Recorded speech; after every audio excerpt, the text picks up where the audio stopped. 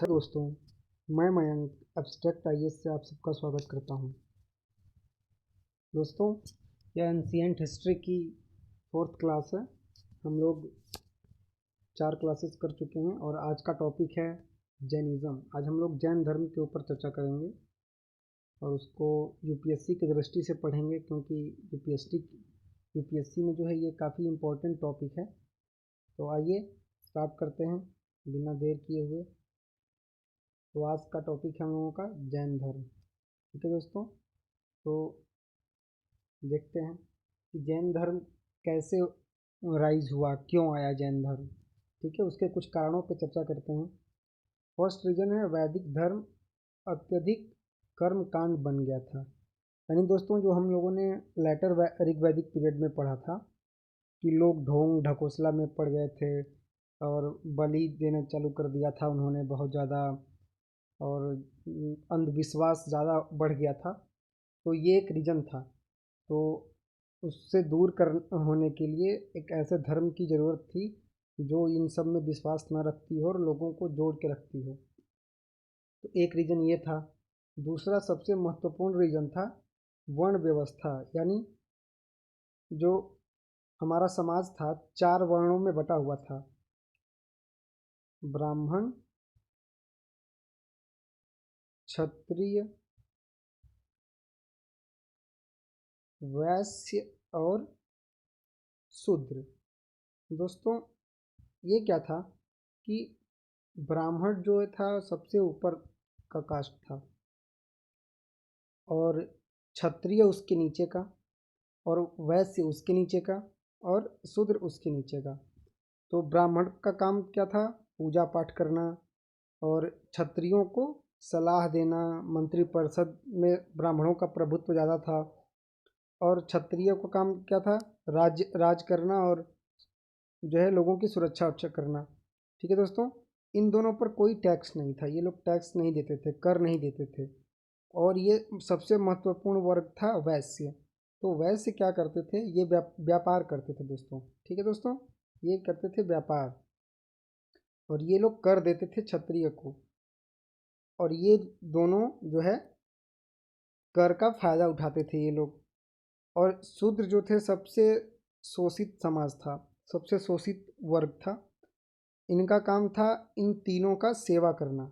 ठीक है दोस्तों, तो जिसकी वजह से जो क्षत्रिय थे, क्षत्रिय जो थे वो ब्राह्मणों के दबाव प्रेशर में जो है, ब्राह्मण के प्रेशर में काम नहीं करना चाहते थे। क्योंकि ब्राह्मण जो है सारा जो रूल्स रेगुलेशन, ये लोग मतलब बिना इनके सलाह के क्षत्रिय काम नहीं करते थे। क्योंकि ब्राह्मणों का प्रभुत्व बढ़ गया था, ये लोग अपने अंडर में क्षत्रियों को रखते थे। तो क्षत्रिय भी चाहते थे कि हम जो है इनसे आज़ाद हो जाएं, ब्राह्मणों से। वैश्य जो था वो भी दुखी था। वो चाहता था कि हमें कर ना देना पड़े, और हम कर दे रहे हैं तो हमारा जो है सामाजिक स्थिति और ज़्यादा अच्छी हो। तो ये भी चाहता था आज़ादी, अपनी स्थिति सुधारना चाहता था। और शूद्र शूद्र तो सबसे शोषित थे, तो वो भी चाहते थे कि हमारी सामाजिक स्थिति में सुधार हो, हम भी समान समान हों बाकी वर्गों की तरह। तो इन सब की वजह से जैन धर्म जो है महत्वपूर्ण हो गया। और जैन धर्म में वर्ग जो था ये 4 भागों में जो बटा हुआ था, तो उसको जो है नहीं माना जाता था, कम माना जाता था। तो जो है ये काफ़ी इम्पोर्टेंट हो गया था। ये रीजन था। ये जो तीनों नीचे के वर्ण थे, क्षत्रिय, वैश्य और शूद्र, ये लोग कोई ऐसा धर्म चाहते थे जिसमें वो लोग अपनी सामाजिक स्थिति सुधारें। ठीक है दोस्तों, और एक इम्पोर्टेंट है लोहे की खोज। दोस्तों, क्या हुआ कि उस समय तक लोहे की खोज हो गई थी, हम लोगों ने पढ़ा जब आर्यन जो थे इन्वेजन किए। तो क्या हुआ कि लोहे की खोज से हल बनना चालू हो गया। ठीक है दोस्तों, हल बनने चालू हुए तो खेती बढ़ी, उपकरण टूल हो गया। टूल्स जो हैं बनेंगे तो किसी भी काम में को करने में आसानी होगी। ठीक है दोस्तों, तो खेती बढ़ गई, और खेती बढ़ी तो इसके लिए ऑक्स जो था, ऑक्स या फिर जो बैल बोलते हैं, उसकी ज़रूरत पड़ गई, क्योंकि बिना बैल के हल चलेगा कैसे। और इससे क्या हुआ, इनकी कमी हो गई, कमी पड़ने लगी। अब इस कमी का कारण क्या था दोस्तों, कि लेटर वैदिक काल में हम लोग ने पढ़ा था कि जो अतिथि आते थे, ठीक है दोस्तों, तो उनको खिलाने के लिए उनके स्वागत में गाय की जो है बलि दी जाती थी। ठीक है दोस्तों, गाय की बलि, ठीक है, गाय की बलि दी जाती थी। और गाय की बलि जो दी जाती थी, उसका मांस जो है अतिथियों को खिलाया जाता था, और उसको बोलते थे गोहन। ठीक है दोस्तों, गोहन बोलते थे। तो इससे क्या हुआ कि जो किसान वर्ग था, तो ये सब जो रूढ़िवादी ढोंग ढकोसला चल रहा था, इससे दूर होना चाहता था, इसीलिए वो एक नए धर्म की तलाश में था। ठीक है दोस्तों, और क्या था दोस्तों, सिक्कों का प्रचलन। ठीक है दोस्तों, तो देखो, किसी भी इकोनॉमी में क्या होता है, जब सिक्के मतलब पैसे जो है लिक्विडिटी ज़्यादा होगी तो डिमांड बढ़ेगा, डिमांड के सप्लाई बढ़ेगी तो व्यापार बढ़ेगा। तो उस समय आहत सिक्के जो हैं, आहत सिक्कों का प्रचलन हो गया था। ठीक है दोस्तों, आहत सिक्के, आहत सिक्के को बोलते हैं दोस्तों हम लोग इंग्लिश में पंच मार्क क्वाइन। ठीक है दोस्तों, इसको इंग्लिश में बोलते हैं पंच मार्क्ड क्वाइन बोलते हैं। ठीक है दोस्तों, तो क्या हुआ कि सिक्कों का जब प्रचलन स्टार्ट हो गया, ठीक है, तो इससे ट्रेड बढ़ा। ठीक है दोस्तों, ट्रेड बढ़ा तो जो वैश्य वर्ग था उसको जो है टैक्स ज़्यादा देना पड़ रहा था। ठीक है दोस्तों, लेकिन उनकी जो सामाजिक स्थिति थी वो सही नहीं थी। ठीक है दोस्तों, तो अब व्यापारी वर्ग जो था, वैश्य जो थे, वो ये सोच रहे थे कि हम टैक्स ज़्यादा दे रहे हैं तो हमारी जो सामाजिक स्थिति है वो बेहतर हो, वो इसकी तलाश में होने लगे, और हो नहीं रहा था क्योंकि ब्राह्मणों का प्रभुत्व था। तो वो भी एक नए धर्म की तलाश में थे। ठीक है, जिससे जैन धर्म के उदय होने में काफ़ी महत्वपूर्ण कारण माना जाता है। ठीक है दोस्तों, नेक्स्ट है ब्राह्मणों का प्रभुत्व। अभी मैंने बताया दोस्तों कि जो लेटर जो ऋग्वैदिक काल था उसमें ब्राह्मणों का प्रभुत्व बढ़ गया था। ये लोग अपने हिसाब से नियम बनाते थे और मुंह मांगी जो है दान लेते थे। ठीक है दोस्तों, अंधविश्वास बढ़ गया था। ठीक है दोस्तों, और जो है क्षत्रिय को कंट्रोल करने लगे थे ये। ठीक है दोस्तों, कंट्रोल करने लग गए थे। तो एक रीजन और हो गया जैन धर्म के आने का, और ये अंतिम रीजन है उपनिषद।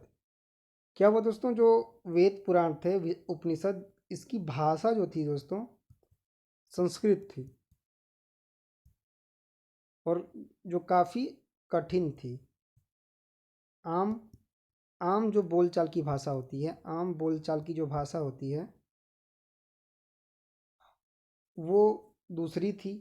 तो इसको समझने में, उपनिषद को समझने में दोस्तों, ये आम जनता जो होती है उसके समझ से बाहर थी। ठीक है, तो ब्राह्मण इसका फ़ायदा उठा के, ब्राह्मण जो थे इसका फ़ायदा उठाते थे और इसको अपने हिसाब से लोगों तक पहुंचाते थे और उनसे उनका शोषण करते थे। ठीक है दोस्तों, शोषण करते थे।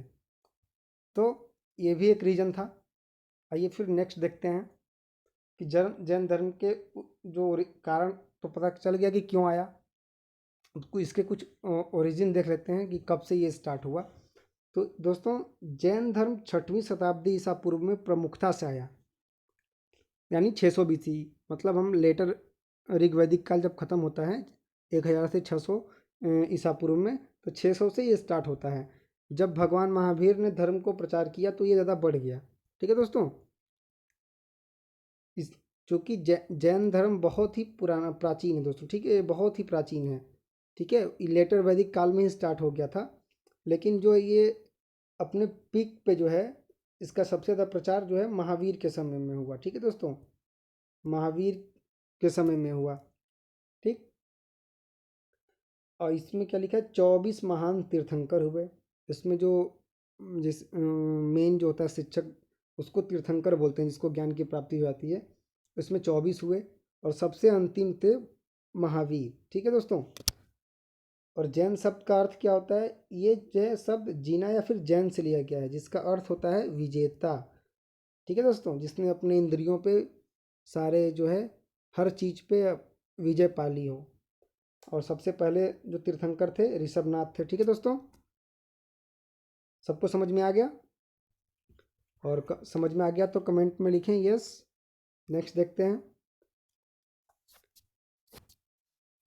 तीर्थंकरों। अब हमने पढ़ा कि 24 तीर्थंकर थे। तो कुछ जो इम्पोर्टेंट हैं, जिसके बारे में काफ़ी एग्जामों में स्टेट पीसीएस या कभी कभी यूपीएससी में भी पूछा जाता है, तो उसको तो देख लेते हैं एक बार हम लोग। तो सबसे पहले थे ऋषभ देव। इसकी जानकारी कहाँ से मिलती है, भागवत एवं विष्णु पुराण से, ठीक है दोस्तों। ये लेटर वैदिक काल में ही मैंने बताया कि जो जैन धर्म था लेटर वैदिक काल के समय ही आ गया था, ठीक है। तो उस समय सब पुराण वगैरह थे, तो उसमें चर्चा मिलती है, ठीक है। वहाँ से जानकारी मिलती है कि ऋषभ देव थे। इनका जन्म कहाँ हुआ था दोस्तों, तो अयोध्या में हुआ था। इनकी मृत्यु कहाँ हुई थी, तो कैलाश पर्वत पे हुई थी। और इनका एक पुत्र थे गोमतेश्वर बाहुबली। इनका सबसे जैन धर्म को जो मानने वाले हैं, उनकी जो आस्था है, सबसे ज़्यादा सबसे बड़ी मूर्ति है श्रवण बेलगोला, कर्नाटक में पड़ता है दोस्तों। तो वहाँ पे इनकी मूर्ति लगाई गई है। तो उनके पुत्र की ही मूर्ति है ये, ठीक है। और जो जितने भी तीर्थंकर हैं उनका एक पहचान चिन्ह था, ठीक है दोस्तों। तो इनका चिन्ह था वृषभ, ठीक है, वृषभ। वृषभ का मतलब होता है सांड, ठीक है दोस्तों। और देख लेते हैं सेकंड जो थे अजीत नाथ थे। इनका चिन्ह था हाथी। इनके बारे में ज़्यादा नहीं पढ़ना है हमको, बस नाम और उनका चिन्ह याद रखना है और कौन से नंबर पे था, ठीक है। सुपार्श्वनाथ थे 7वें नंबर के। इनका जो चिन्ह था स्वास्तिक था। 19th जो 19वें थे तीर्थंकर, उनका नाम मल्लीनाथ था। दोस्तों मल्लीनाथ के ऊपर काफ़ी विवाद है, दो जैन धर्म दो भागों में बटा है, तो आगे हम पढ़ेंगे अभी। तो इनका चिन्ह था कलश, ठीक है दोस्तों। नेक्स्ट देखते हैं, आइए इसके बाद हम सबसे जो इम्पोर्टेंट जो थे तीर्थंकर ऋषभ देव के बाद, तो ये 23वें तीर्थंकर थे पार्श्वनाथ। महावीर से जस्ट पहले, महावीर हमारे 24वें थे और ये 23वें थे। तो इनके बारे में पढ़ लेते हैं, ये काफ़ी इंपॉर्टेंट थे। इनका जो जन्म था वाराणसी में हुआ था। इनको ज्ञान की प्राप्ति कहाँ हुई थी, तो सम्मेक पर्वत पे हुई थी, ठीक है दोस्तों। आप लोग जो इसमें पॉइंट बताए जाते हैं कोई जियोग्राफिक लोकेशन के बारे में, एक बार आप सर्च कर लीजिएगा। अदरवाइज हम नेक्स्ट सेशन में मैप के साथ ही आपको समझाएंगे कोई भी चीज़, ठीक है दोस्तों। इनका पिता का नाम क्या था, अश्वसेन। इनकी माता का नाम था वामा देवी। और इनका जो चिन्ह था, इनका चिन्ह था सांप, ठीक है दोस्तों। अब सबसे इंपॉर्टेंट हमारे हैं तीर्थंकर महावीर, ठीक है दोस्तों। अक्सर जैन धर्म से क्वेश्चन आ जाते हैं, तो देख लेते हैं। इनका जन्म कब हुआ था, तो 540 यानी 540 ईसा पूर्व वैशाली के पास कुंडा ग्राम नामक गांव में हुआ था, ठीक है दोस्तों।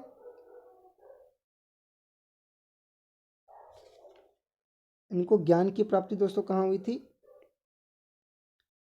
तो ये गलत हो गया, ये ज्ञान की प्राप्ति इनको यहाँ नहीं हुई थी, ठीक है दोस्तों। इनको ज्ञान की प्राप्ति हुई थी, आगे बताता हूँ मैं, साल वृक्ष के नीचे हुई थी, साल वृक्ष के नीचे, ठीक है, साल वृक्ष के नीचे हुई थी। आगे पढ़ते हैं अभी। पिता का नाम क्या था इनके, सिद्धार्थ। ये कौन थे भाई, तो महाजनपद में मैंने बताया था आपको कि वज्जी संघ जो था वो 8 जो है राज्यों का एक संघ था। तो उसी में किसी संघ का एक जो कबीला था, उसमें ज्ञात्रिक जो था एक कुल, उस क्षत्रिय वंश के ये प्रमुख थे, ठीक है दोस्तों। और इनकी माता कौन थी, तो वैशाली के जो राजा चेटक थे उनकी बहन थी, त्रिशला नाम था इनके माता का नाम, ठीक है। इनके बचपन का नाम क्या था, तो वर्धमान। इनको वर्धमान महावीर भी बाद में बोलते हैं लोग। और इनकी पत्नी का नाम था यशोदा। इनकी एक दोस्तों पुत्री भी थी जिसका नाम था प्रियदर्शनी। ठीक है दोस्तों, प्रियदर्शनी अत्रोज्या। और इसकी शादी किससे हुई थी? इनकी जमाली से हुई थी। ठीक है दोस्तों, जमाली इनका प्रथम शिष्य भी था। और इनका जो चिन्ह था, ये गलत हो गया दोस्तों, ठीक है, यहाँ देख लेते हैं। ठीक है, गृह त्याग, इन्होंने घर कब छोड़ा था भाई? तो 30 वर्ष की आयु में छोड़ा था।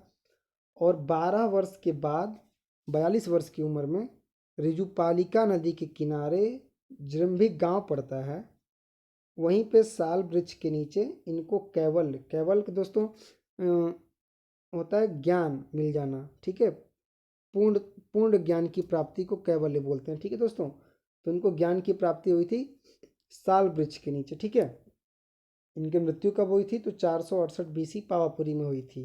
ठीक, और ये यूपी में पड़ता है दोस्तों, पावापुरी। इनका चिन्ह जो था,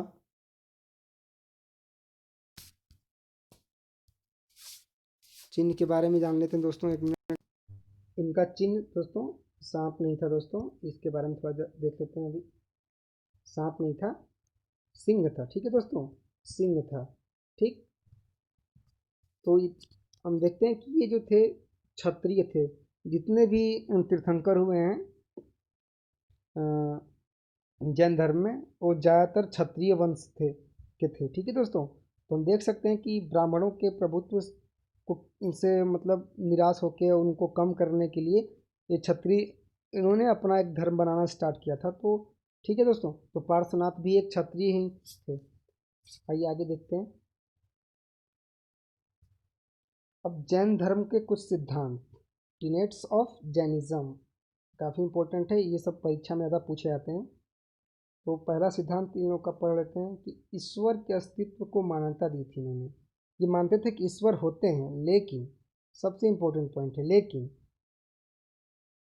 ये जीना, मतलब जो ज्ञान की प्राप्ति इसको होती है, उसको जैन धर्म में जिन, जिन एक शब्द आता है, वो पोषता है महावीर को माना जाता है। मतलब उसके जस्ट नीचे, मतलब जीना के नीचे नहीं, मतलब ईश्वर के ऊपर हम हैं जो जिन है। ठीक है दोस्तों, जिन आप ये मुस्लिम इस्लाम वाला जिन मत समझिएगा, भूत प्रेत वाला। ठीक है, तो जिन मतलब जिसको ज्ञान की प्राप्ति हो गई हो, उन सारे पूर्ण ज्ञान की प्राप्ति हो गई हो, केवल की प्राप्ति हो गई हो, उसके नीचे जो है ईश्वर को माना जाता था। ठीक है दोस्तों, ये इनका सिद्धांत था कि कर्म में विश्वास रखना है। आत्मा में दोस्तों ये विश्वास करते थे कि आत्मा होती है। ठीक, और सबसे इम्पोर्टेंट पॉइंट है कि वर्ण व्यवस्था, ठीक है, कि निंदा नहीं की इन्होंने महावीर ने, लेकिन वर्ण व्यवस्था और कर्म कांड, वैदिक धर्म की बुराइयों को कम करने का प्रयास किया।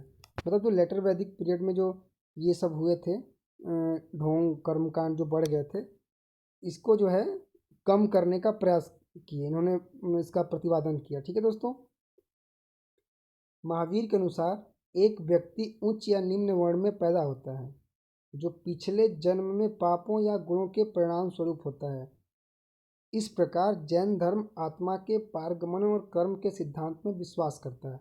मतलब महावीर का कहना है कि जो किसी व्यक्ति का जो जन्म होता है, उसका जो है पिछले जन्म का जो, मतलब ये पुनर्जन्म में विश्वास करते थे और मानना था कि जो पाप करते हैं पुण्य करते हैं, उसके हिसाब से उनका जो है जन्म होता है उच्च कुल में या फिर निम्न कुल में होता है। ठीक है दोस्तों, मतलब जो है जन्म जो है कर्म के सिद्धांत पे डिपेंड होता है, इनका मानना था। ठीक है, और ये इनका सिद्धांत था कि संसार दो तत्वों से मिला है, जीव और आत्मा, मतलब शरीर और आत्मा से मिलकर बना है। ठीक है दोस्तों, आइए मेन टॉपिक देख लेते हैं कुछ। इन्होंने जैन धर्म में 5 महाव्रत का सिद्धांत दिया गया। तो ये कौन कौन से थे दोस्तों? अहिंसा, सत्य, ब्रह्मचर्य, अस्तेय, अपरिग्रह। अहिंसा मतलब दोस्तों कि अहिंसा में विश्वास रखना है, हिंसा नहीं करना है। ठीक है, सत्य बोलना है। ठीक, ब्रह्मचर्य मतलब ब्रह्मचर्य का पालन करना है। अस्तेय मतलब होता है चोरी, चोरी नहीं करना है, चोरी मनाही थी। अपरिग्रह मतलब आवश्यकता से अधिक किसी चीज़ का जो स्टोर करके रखना, जैसे काला बाजारी होता है कि सामान को स्टोर करके रख दिया मार्केट से किसी सामान को, ये मतलब चीज़ें नहीं करनी है। हमें जितनी आवश्यकता है उतना ही चीज़ें इस्तेमाल में लानी है और अधिक चीज़ें जो है स्टोर करके नहीं रखनी है, ठीक है। तो अपरिग्रह इसको बोलते हैं, ठीक है। सबसे इम्पोर्टेंट पॉइंट देख लेते हैं दोस्तों कि अहिंसा, सत्य, अपरिग्रह और अस्तेय, ये जो थे चार, ये पार्श्वनाथ ने दिया था, ठीक है। जो 23वें जो तीर्थंकर थे उन्होंने दिया था, और ये जो था महावीर ने इसको ऐड किया था कि ये भी एक है, ठीक है दोस्तों। समझ गए आप लोग। अहिंसा नहीं करना है, हिंसा नहीं करना है, अहिंसा में बिलीफ रखना है, सत्य बोलना है, तो झूठ नहीं बोलना है, ब्रह्मचर्य का पालन करना है, चोरी नहीं करनी है और आवश्यकता से अधिक संग्रहण नहीं करना है किसी चीज़ का, ठीक है दोस्तों। नेक्स्ट, ज्ञान। ज्ञान जो है प्राप्ति कैसे हो सकती है, इसका भी सिद्धांत दिया गया है। तो मति द्वारा, मति बोलते हैं इंद्रियों द्वारा। हमारे जो पांच इंद्रियां हैं, ज्ञान इंद्रियां जिसको बोला जाता है, नाक, आँख, कान, इसके द्वारा हमें ज्ञान प्राप्ति हो सकती है। उसके बाद श्रुति, किसी भी चीज़ को सुनकर, ठीक है दोस्तों, किसी ने कुछ कहा तो लोगों से सुनकर उसके बाद चिंतन करके जो ज्ञान प्राप्ति होती है उससे हो सकती है। उसके बाद जो है अवधि, मतलब ये चिंतन से है, आत्मा और परमात्मा के ज्ञान के बारे में जानना, जिसे ध्यान लगा के चिंतन करना, उससे ज्ञान की प्राप्ति होगी। और किससे किससे हो सकती है दोस्तों, तो मनः पर्याय, मतलब दूसरे की मन की बात जान लेना, तो उससे भी ज्ञान की प्राप्ति के ये साधन है। पांच जो साधन है ज्ञान प्राप्ति के, मति, श्रुति, अवधि, मनः प्राय और कैवल्य। अब इन सब को से जो ज्ञान प्राप्त होगा, उससे जो अंतिम में ज्ञान हमें मिलेगा मिला के, उसको होता है कैवल्य बोलते हैं, पूर्ण ज्ञान की प्राप्ति होगी, ठीक है दोस्तों। ज्ञान प्राप्ति के 5 साधन हैं। मति मतलब इंद्रियों द्वारा अपने प्राप्त ज्ञान को, श्रुति मतलब सुनकर, अवधि मतलब आत्मा परमात्मा का ज्ञान, मना मतलब दूसरे की बात को जान लेना, जानकर उससे ज्ञान अर्जित करना, और अंत में केवल पूर्ण ज्ञान की प्राप्ति, ठीक है दोस्तों। नेक्स्ट देखते हैं, जैन धर्म के 3 जेम्स किसको बोलते हैं, त्रिरत्न बोला जाता है हिंदी में। क्वेश्चन आते हुए स्टेट पीसीएस में क्वेश्चन आए हुए हैं इस पे। तो हमें 3 जो है जेम्स मतलब तीन रत्न बताए हैं, क्या क्या, तो राइट नॉलेज, तब किसी के बारे में सही ज्ञान होना चाहिए, ठीक है दोस्तों। सम्यक दर्शन, राइट फेथ, मतलब हमें सही ज्ञान लेना चाहिए और सही चीज़ पे बिलीव करना चाहिए, ठीक है। और उसके बाद जो है सम्यक आचरण, राइट कंडक्ट, और उसके बाद हमें सही आचरण करना चाहिए, व्यवहार करना चाहिए, ठीक है। मतलब अच्छा ज्ञान लोगे, अच्छे चीज़ पे बिलीव करोगे तो अच्छा आचरण भी करोगे, ठीक है दोस्तों। नेक्स्ट देखते हैं, ये जैन धर्म का एक सिद्धांत है अनेकांतवाद का, ठीक है। तो क्या होता है अनेकांतवाद। अनेकांतवाद इस बात पर जोर देता है कि परम सत्य और वास्तविकता जटिल है, मतलब काफ़ी कॉम्प्लेक्स है, और इसमें बहुपहलू यानी बहुलता का सिद्धांत है। मतलब है दोस्तों कि जो सत्य है वो काफ़ी जटिल है, उसको समझना आसान नहीं है।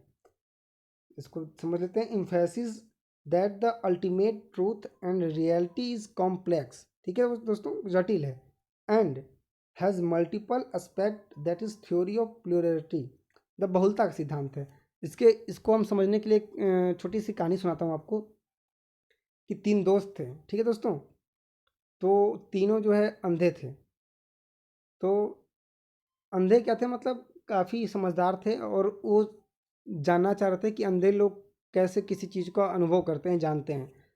तो उन्होंने हाथी कभी नहीं देखा था, तो उन्होंने अपने अपने आँखों पर पट्टी बांधी और हाथी के पास गए, ठीक है दोस्तों। हाथी खड़ा था, तो जो पहला आदमी था उसने हाथी के आगे सूंड को पकड़ा, ऐसे आगे हाथ किया तो सूंड आया हाथ में उसके।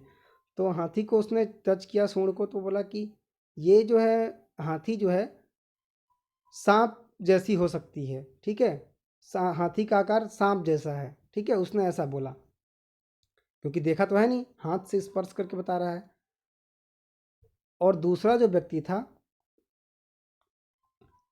उसके हाथ में जो है उसका पैर टच हुआ हाथी का, तो उसने कहा कि हाथी जो है खंभे जैसा है, ठीक है दोस्तों।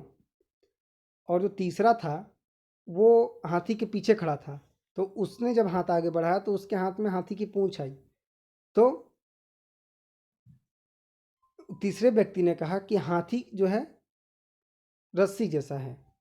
परंतु दोस्तों सत्य क्या थी, तीनों यहाँ पर मतलब अपने अपने एस्पेक्ट से आंसर दिए, लेकिन ट्रूथ जो सत्य तो जो था वो तो हाथी न रस्सी जैसा है, न खंबे जैसा है, न सांप जैसा है। तो इसलिए मतलब बता रहा हूँ मैं कि आप एक ही सत्य का बहुत सारा मतलब जिस एस्पेक्ट से आप देखेंगे आपको उतना ही सत्य दिखाई देगा, ठीक है दोस्तों, क्योंकि हर सिक्का का दो पहलू होता है, ठीक है। नेक्स्ट देखते हैं दोस्तों। अनेकांतवाद के साथ साथ एक स्यादवाद भी आता है साथ ही में उसके। स्यादवाद का अर्थ होता है सापेक्षतावाद का, ठीक है दोस्तों, मतलब किसी के समानांतर, किसी के सापेक्ष। क्या होता है इसमें, सप्तभंगी जो है सिद्धांत दिया जाता है, ठीक है। हम इसको बोलते हैं कि Syadvada literally means the method of examine different probabilities, मतलब किसी चीज़ या वस्तु पे डिफरेंट डिफरेंट एंगल से सोचना।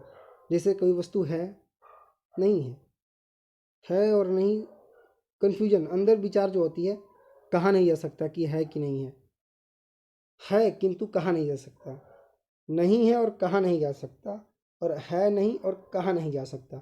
ये सप्तभंगी सिद्धांत है दोस्तों। आपने आइंस्टीन का जो है रिलेटिविटी की थ्योरी पढ़ी होगी, सापेक्षता का सिद्धांत, ठीक है। तो मतलब ब्रह्मांड है, किन का मानना नहीं है, मतलब जैसे समझते हैं कि जैसे कोई पिंड जो है मोशन कर रहा है, तो दूसरा पिंड भी उसी फिजिक्स के नियम का पालन करता हुआ मोशन करेगा, ठीक है दोस्तों। इसको बोलते हैं सापेक्षतावाद। ये सप्तभंगी सिद्धांत है। किसी इसको बोल सकते हैं कि देखो डिफरेंस क्या अनेकांतवाद और स्यादवाद में। मूल अंतर यह है कि अनेकांतवाद सभी भिन्न लेकिन विपरीत विशेषताओं का ज्ञान है। मैंने बताया ना दोस्तों कि सत्य एक था हाथी, और उसको अलग अलग एस्पेक्ट से लोग देख रहे, उन्होंने छू के बताया कि ये है, तो जो विशेषता उसके हाथ में लगी उसके हिसाब से उसका प्रतिपादन किया। जबकि स्यादवाद क्या होती है, किसी वस्तु या घटना के किसी विशेष गुण के सापेक्ष वर्णन को एक प्रक्रिया। मैंने बताया कि ये पिंड जो है, दो पिंड है, तो अगर एक पिंड जो है गति कर रहा है, मोशन कर रहा है, तो उसी दूसरा पिंड भी वही फिजिक्स के नियम का पालन करेगा, ठीक है, उसी नियम का पालन करेगा, ठीक है दोस्तों। समझ गए आप लोग? आगे बढ़े हम लोग, चलिए नेक्स्ट देखते हैं। जैन धर्म का जो है प्रचार कहाँ कहाँ तक हुआ है देख लेते हैं, ठीक है दोस्तों। पश्चिम में, दक्षिण भारत में हुआ। अब कैसे हुआ बताता हूँ दोस्तों। महान मौर्य राजा चंद्रगुप्त मौर्य अपने अंतिम वर्षों के दौरान एक जैन तपस्वी बने और कर्नाटक में जैन धर्म का प्रचार किया। अब क्यों हुआ भाई, तो हुआ क्या था कि मगध में 12 अकाल पड़ गया था, ठीक है दोस्तों, 12 साल का अकाल पड़ा। तो चंद्रगुप्त मौर्य और जैन धर्म के एक थे मुनि भद्रबाहु, ठीक है दोस्तों, तो उनके नेतृत्व में ये जो है जैन धर्म अपना लिया था चंद्रगुप्त मौर्य ने। तो उनके साथ जो है ये कर्नाटक चले गए, ठीक है दोस्तों, और वहाँ पे श्रवण बेलगोला में संलेखना विधि, ठीक है दोस्तों, संलेखना के बारे में बताता हूँ दोस्तों क्या होता है। एक विधि है जैन धर्म में प्राण को त्यागने की, ठीक है दोस्तों। उसमें धीरे धीरे खाना कम कर दिया जाता है और धीरे धीरे उपवास आते आते मतलब भूख बिना खाना खाए धीरे धीरे उपवास करके प्राण को त्याग दिया जाता है, उसको बोलते हैं संलेखना विधि, ठीक है। इसी विधि से थ्रू जो है चंद्रगुप्त मौर्य ने अपना प्राण त्यागा था, ठीक है। ठीक है, 12 साल का चलो, और अपनी रक्षा के लिए भद्रबाहु के नेतृत्व में कई जैन दक्षिण भारत चले गए थे, ठीक है। और कहाँ कहाँ फैला था, तो देखिए कौन कौन राजाओं ने इसको संरक्षण दिया, देख लेते हैं। कदम्बा डायनेस्टी थी साउथ इंडिया में, गंग डायनेस्टी थी, अमोघ वर्ष डायनेस्टी, कुमारपाला चालुक्य डायनेस्टी की, ये लोग जो थे इन्होंने जैनिज्म को पैटर्न किया, ठीक है। नॉर्थ इंडिया में बिम्बिसार हरिंका डायनेस्टी के थे, इनका पुत्र अजातशत्रु चंद्रगुप्त मौर्य, उसके बाद उनका बिंदुसार, हर्षवर्धन, खारवेल, ठीक है। इन सब ने जैन धर्म को सुरक्षा दिया, अपने शरण में रखा, ठीक है, बढ़ाया। अब देखते हैं दोस्तों जैन धर्म का विभाजन हो गया। अब क्यों हुआ दोस्तों? तो जो अकाल पड़ा था तो भद्रबाहु चले गए थे कर्नाटक, ठीक है दोस्तों। तो ये जब वापस आए भद्रबाहु, तो जो यहाँ पे जैन रह गए थे उनके जो एक नेता थे स्थूलभद्र, और जो उधर चले गए थे भद्रबाहु, जो स्थूलभद्र थे, स्थूलभद्र, इनके और भद्रबाहु के बीच में मतभेद हो गए बहुत सारे, ठीक है दोस्तों। चूँकि अकाल पड़ गया था मगध में, तो ये लोग थोड़ा लिबरल हो गए थे, ठीक है। मतलब जैन धर्म में काफ़ी जो है कठोर नियमों का पालन करना पड़ता था। तो उन्होंने बताया ना कि जीव और आत्मा, मतलब हर चीज़ में जीव आत्मा विद्यमान है, फसल में, इन सब हर चीज़ों में। तो खाने पे भी कम खाओ पियो। तो ये लोग क्या हुआ, लिबरल हो गए, ठीक है। और ये स्टॉन्च ही रह गए जो चले गए थे कर्नाटक। तो इन दोनों में मतभेद हो गया, जिसके चलते इन जैन धर्म का विभाजन हो गया। तो जो कर्नाटक चले गए थे तो वापस आए, उनको दिगंबर बोला गया, और जो रह गए थे उनको श्वेतांबर बोला गया, ठीक है। इसके जो थे मेन, उसको उनका नाम भद्रबाहु था, जो कर्नाटक चले गए थे, और जो रह गए थे उनका नेतृत्व कर रहे थे स्थूलभद्र, ठीक है। अब ये क्या था, दिगंबर जो है नंगे रहते थे, ठीक है दोस्तों। और जो दिशा है, डायरेक्शंस हैं, और आकाश को, ये लोग मतलब प्रकृति को ही अपना वस्त्र मानते थे, ठीक है। और ये जो श्वेतांबर थे, कपड़े पहनते थे, ये श्वेत वस्त्र धारण करते थे, इसलिए इसको श्वेतांबर बोलते हैं। श्वेतांबर, श्वेत धन अंबर, ठीक है। अंबर का एक अर्थ होता है कपड़ा, वस्त्र, और दिगंबर दिग धन अंबर होता है, इसका संधि विच्छेद, मतलब दिक मतलब होता है दिशा, और अंबर मतलब वस्त्र, मतलब दिशाओं का वस्त्र मानना। ये लोग श्वेत कपड़ा मानते थे, ठीक है दोस्तों। ये बताया मैंने कि ये स्टोन्स थे। तो ये जो मानते थे कि महावीर अविवाहित थे, मतलब विवाह शादी नहीं हुआ था, लेकिन ये मानते थे कि हुआ था। डिफरेंस देख लीजिए साथ ही में। ये ब्रह्मचर्य का पालन करते थे, कहते थे कि जरूरी है। ये मानते थे कि नहीं, जरूरी नहीं है भाई। भाई ये लोग रहने लगे थे अकाल के बनने के बाद, तो एक साथ रहने, खाने पीने और अब आवश्यकता के अनुसार से लिबरल हो गए थे। तो ये बोलते थे कि नहीं, ब्रह्मचर्य जरूरी नहीं है, ठीक है। और ये दिगंबर जो बोलते थे कि ये स्त्रियों के लिए नहीं है, स्त्रियों को मोक्ष नहीं मिल सकता। जबकि ये लोग बोलते थे कि नहीं, स्त्रियों को मोक्ष मिल सकता है, ठीक है। दिगंबर बोलते थे कि मल्लीनाथ जो थे, मैंने बताया था आपको, जिनका जो चिन्ह था कलश, वो पुरुष हैं। जबकि ये श्वेतांबर वाले जो मानते थे कि मल्लीनाथ जो है महिला थी। दिगंबर में बोले थे कि ये पूर्जी मूर्ति पूजा में विश्वास नहीं रखते थे, क्योंकि जैन धर्म आया था उसी लिए। क्योंकि वैदिक पीरियड में, लेटर वैदिक पीरियड में जो है ढोंग ज़्यादा बढ़ गया था, मूर्ति पूजा, अंधविश्वास, तो उसको नहीं मानते थे। लेकिन ये लिबरल हो गए थे, इसलिए मूर्ति पूजा को मानने लगे थे। और ये महावीर को भगवान मानते थे श्वेतांबर वाले, इसलिए मूर्ति पूजा, जहाँ किसी चीज़ में जब भगवान सब जोड़ दिया गया, तो उस मूर्ति पूजा आ ही जाती है उसमें, ठीक है दोस्तों। लिबरल हो गए थे, और ये महावीर को इंसान मानते थे, इसलिए मूर्ति पूजा का विरोध करते थे। अब ये चूँकि ये चले गए थे, ठीक है दोस्तों, छोड़ के फिर वापस आए, तो ये इनको एक नाम दिया गया परिवर्तनवासी इतिहासकारों द्वारा। और जो रह गए थे यहाँ पे उसको स्थानकवासी बोला गया, ठीक है दोस्तों। और ये जो है सब सेक्ट में बट गए थे दिगंबर। तो एक इनका सब सेक्ट था जो काफ़ी फेमस हुआ, थेरापंथा बोलते हैं। और श्वेतांबर का एक सब सेक्ट है काफ़ी मेजर, उसको बोलते हैं तेरापंथी, ठीक है दोस्तों। समझ में आ गया होगा आप लोगों को, आप अच्छी तरह से पढ़ लीजिएगा। नेक्स्ट देखते हैं जैन काउंसिल, ठीक है दोस्तों। जैन काउंसिल मतलब सभाएं कब कब आयोजित की गई, कहाँ कहाँ की गई, ठीक है। तो जो पहला सभा था, मतलब जो भी जैन धर्म के मानने वाले थे वो लोग एक साथ बैठ के चर्चा करते थे। तो पहला काउंसिल कब किया गया, 3rd सेंचुरी BC में, ठीक है। कहाँ किया गया, पाटलिपुत्र में, चंद्रगुप्त मौर्य के समय, ठीक है। और अध्यक्ष कौन थे, स्थूलभद्र, जो रह गए थे, ठीक है दोस्तों। और 2nd सेंचुरी में दूसरा हुआ 512 AD में, सेकेंड, दूसरा जो हुआ जैन काउंसिल 512 AD में हुआ। कहाँ हुआ, वल्लभी, ये गुजरात में पड़ता है, ठीक है दोस्तों, ये गुजरात में पड़ता है, ठीक है।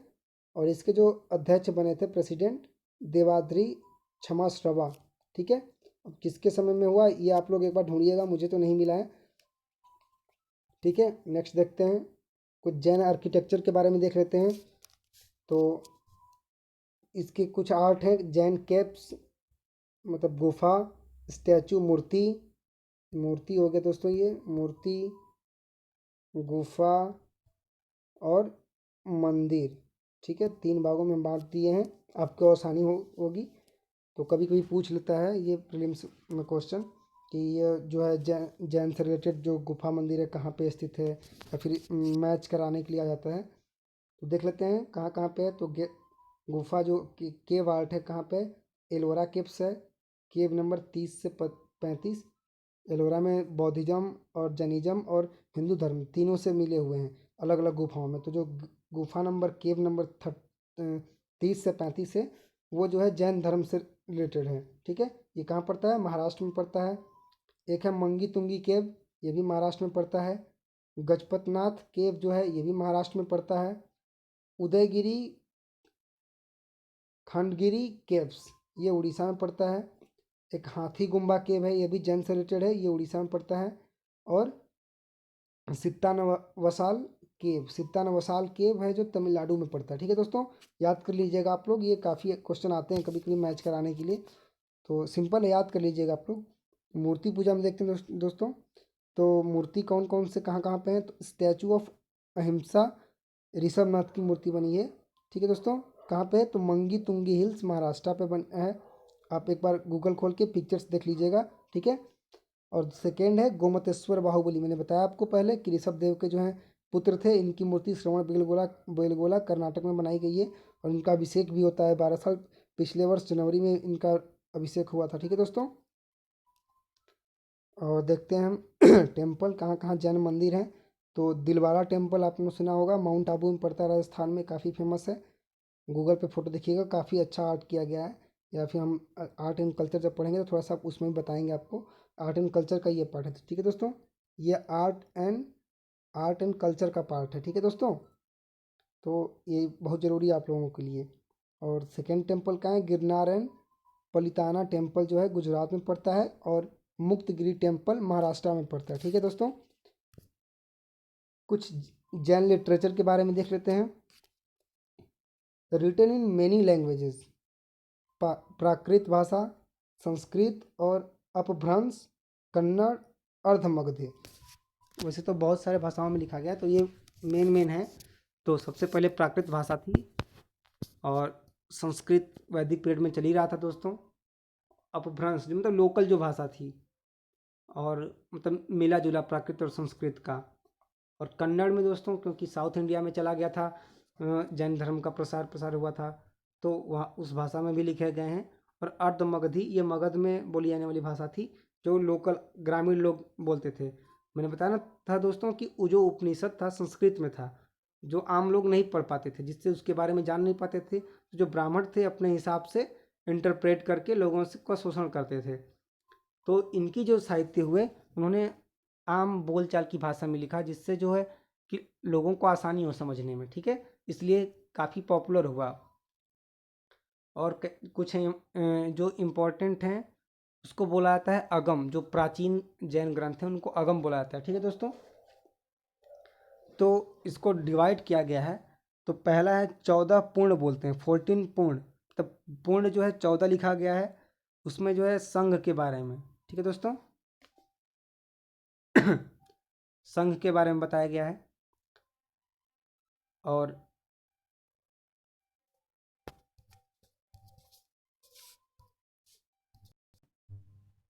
जो 14 पूर्ण है दोस्तों, वो जो है संघ के बारे में बताया गया। ठीक है, इसके बारे में थोड़ा मैं आपको बता देता हूँ। ठीक है, उसके बाद हम लोग समझेंगे इसको। ठीक है दोस्तों, तो दोस्तों जो संघ था, संघ संघ की स्थापना की थी महावीर जी ने। ठीक है, तो उसमें क्या किया गया कि स्त्री और पुरुष, स्त्री प्लस पुरुष दोनों लोग शामिल थे। ठीक है, तो जैन मुनि लोग थे, जैन में भिक्षु और भिक्षुणी, मतलब जो जैन धर्म में शामिल होते थे उनके लिए रहने के लिए, और मतलब अपनाने के बाद जो है जहाँ रह सकें उसके लिए संघ की स्थापना की गई थी। ठीक है दोस्तों, तो इसमें स्त्री पुरुष दोनों रहते थे। उनके लिए एक आचरण सूत्र था, आचरण सूत्र की व्यवस्था की गई। ठीक है दोस्तों, ठीक है। और इसमें जो थे कौन कौन रहते थे भाई, तो जो संघ था इसमें रहते थे 4 लोग। ठीक है, देख लेते हैं कौन कौन थे। पहला कौन था, भिक्षु। अब भिक्षु किसको बोलते हैं दोस्तों, जो भिक्षा मांगता हो। तो ये कुंवारे थे, ठीक है, ये अविवाहित थे, अविवाहित। सॉरी दोस्तों, अभी पेन नहीं आया, तो मैंने ऑर्डर कर दिया है, पेन आ जाएगा तो फिर अच्छे से मैं आपको लिख के बता सकता हूँ। भिक्षु बोलते हैं। ठीक है दोस्तों, दूसरा था दोस्तों भिक्षुणी, भिक्षुणी। ठीक है दोस्तों, नोट्स में आपको इसे लिखा मिल जाएगा। ठीक है, चिंता मत कीजिए, यहाँ पर थोड़ा राइटिंग अच्छी नहीं है, तो यहाँ पर देखिए भिक्षुणी। भिक्षुणी जो थे ये स्त्री थी। ठीक है दोस्तों, स्त्री, ये भी अविवाहित होते थे, ये दोनों अविवाहित होते थे। ठीक है दोस्तों, नेक्स्ट देख लेते हैं दो और कौन कौन से थे, बता दिया दोस्तों मैंने कि भिक्षु, भिक्षुणी। ठीक है, थर्ड थे श्रावक। ये दोस्तों जो लिबरल हो गए थे, जो स्थूल भद्र रह गए थे मगध में, तो उन्होंने बताया था कि स्त्री भी मोक्ष कर सकती है। ठीक है, तो इसमें लिबरल हो गए थे लोग। तो जो विवाहित जो लोग थे वो जैन धर्म अपनाते थे।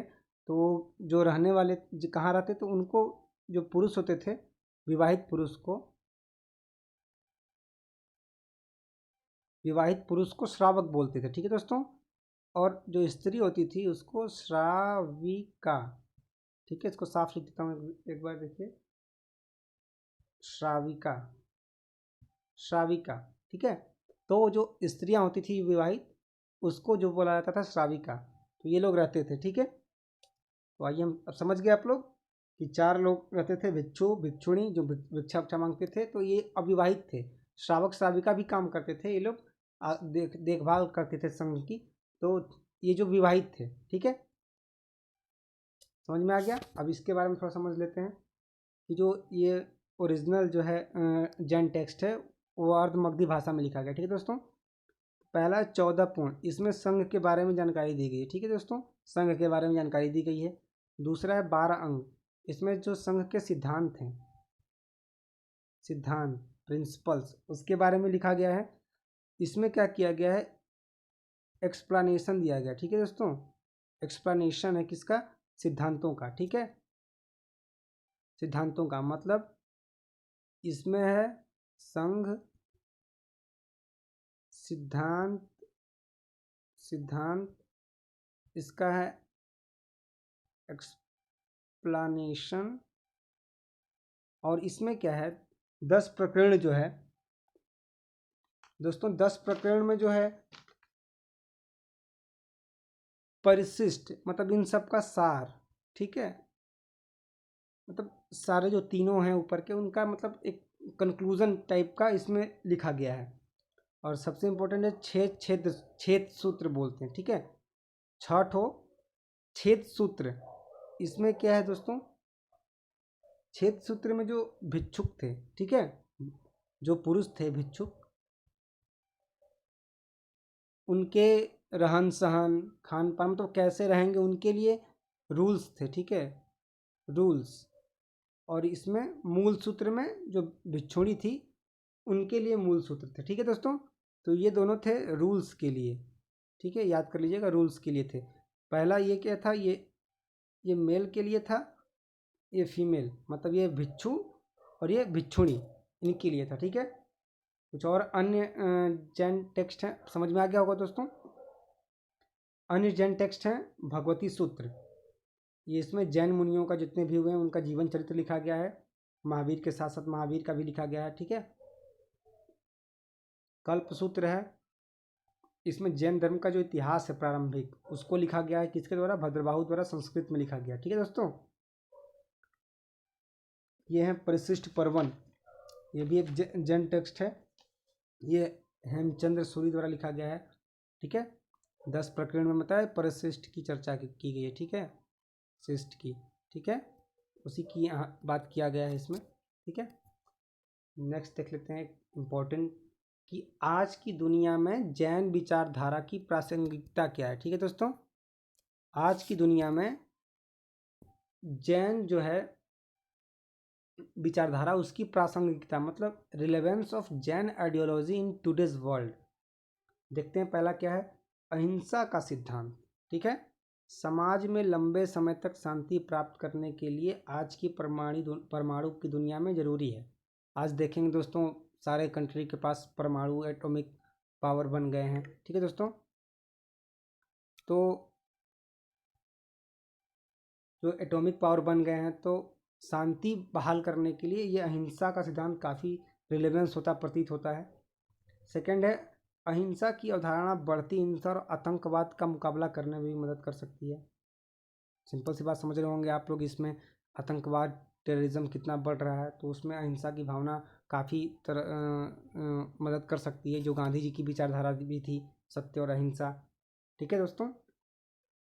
थर्ड है अपरिग्रह, मतलब बताया ना सर सिद्धांत कि 5 जो महाव्रत थे उसमें था एक कि ज़्यादा से ज़्यादा मतलब काला बाजारी करके नहीं रखना है, संग्रहण करके नहीं रखना है, आवश्यकता से अधिक जो है संग्रहित करके नहीं रखना है। जिससे देखते होंगे आप लोग कि बहुत प्याज का जो है स्टोर करके रख लेते हैं, जिससे मार्केट में महंगाई हो जाती है, प्याज का दाम बढ़ जाता है, और दाम बढ़ जाता है फिर धीरे धीरे करके बेचते हैं लोग, तब स्वार्थ। तो ये जो है उसका लिखा है कि अपरिग्रह का सिद्धांत उपभोक्तावादी आदतों को नियंत्रित करने में मदद कर सकता है, ठीक है दोस्तों। समझ गए कि अगर वो काला बाजारी नहीं करेंगे उसका, तो सामान्य चीज़ें सामान्य भाव में ही मिलेंगी, हम लोगों को उपभोक्ता को मिल जाएंगी सस्ते दर पे, क्योंकि लालच और अधिकार की प्रवृत्ति में काफ़ी वृद्धि हुई है आजकल। देखेंगे जो ज़्यादा अमीर है वह और अमीर होना चाहता है, तो ये इस कॉन्सेप्ट की बात की गई, ठीक है दोस्तों। अब हम कुछ प्रश्न दे रहे हैं आप लोगों को, आप इसके बारे में इसको लिखेंगे तो आपका ये जैन का जो टॉपिक है पूरा मेंस और प्रीलिम्स के लिए पूरा क्लियर हो जाएगा, ठीक है दोस्तों। तो इसको आप लिखने की कोशिश कीजिएगा, ये जीएस पेपर 1 में आ सकता है कि हिस्ट्री का क्वेश्चन है दोस्तों। तो भारत में जैन धर्म के उदय और उसके प्रभाव के कारणों पर चर्चा कीजिए। मैंने बता दिया कि कैसे कैसे जैन धर्म जो है उदय हुआ, उसके रीजन्स क्या थे और उसका इम्पैक्ट क्या पड़ा भी, ठीक है। सोच के लिखिएगा अच्छे से, 150 वर्ड में लिखिएगा। Discuss the reason of rise of Jainism in India and its impact, ठीक है दोस्तों। और एक मैं ऐसे भी आपके लिए बना दिया हूँ कि relevance of Jain ideology in today's world, ऐसे पूछा जाता है दोस्तों, ठीक है। इसी तरह का ऐसे आता है कभी कभी, तो आप इसको लिखने की कोशिश कीजिएगा। वर्तमान समय में जैन विचारधारा की प्रासंगिकता क्या है, चर्चा करें इसको, ठीक है। तो इसको लिखने की कोशिश कीजिएगा, और मैं मेल आईडी नीचे डिस्क्रिप्शन लिंक में है, आप उस पर लिख के अपना आंसर भेज भी सकते हैं, ठीक है। तो आज के लिए इतना ही। नेक्स्ट हम लोगों का टॉपिक रहेगा बौद्धिज्म, आप अच्छे से इसको पढ़िएगा, ठीक है। Thank you. अधिक जानकारी के लिए हमारे टेलीग्राम चैनल पर संपर्क करें और जुड़ें, ठीक है दोस्तों। और वीडियो पसंद आई हो तो आप लाइक कीजिए, ज़्यादा से ज़्यादा शेयर कीजिए दोस्तों, ताकि ज़्यादा से ज़्यादा लोगों की मदद हो सके। और इसको सब्सक्राइब करना बिल्कुल ना भूलें, थोड़ा सपोर्ट कीजिए हम लोगों को, तो हम लोग अच्छे अच्छे कंटेंट आप लोगों को अवेलेबल कराएंगे, नोट्स अवेलेबल कराएंगे, लेक्चर अवेलेबल कराएंगे, और बाकी सब्जेक्ट की क्लास भी स्टार्ट करेंगे धीरे धीरे, ठीक है दोस्तों। Thank you.